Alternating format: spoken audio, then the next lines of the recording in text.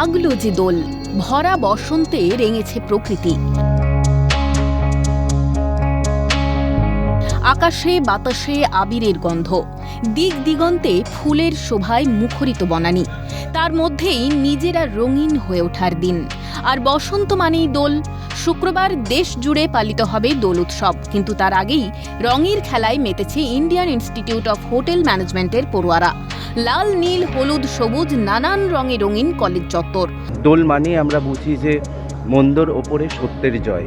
Salt Lake sector 5-এ college চত্বরে অনুষ্ঠানের আয়োজন করা হয়।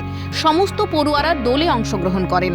নাচ, গান, খাওয়া দাওয়ার মাধ্যমে আনন্দে মেতে ওঠেন পড়ুয়ারা যাতে তাদের সংস্কৃতি ভুলে না যায়, সেটাও এই দোল উৎসবের উল্লেখযোগ্য বিষয়।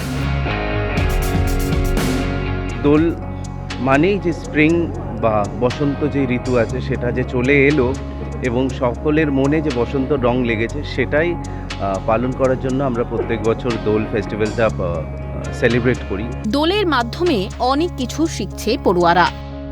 শুধু যে পালন হচ্ছে দোল ফেস্টিভ্যালটা সেটা না, তার সাথে সাথে কিন্তু স্টুডেন্টদের মধ্যে কিন্তু শেখারও একটা ব্যাপার হয়ে যাচ্ছে।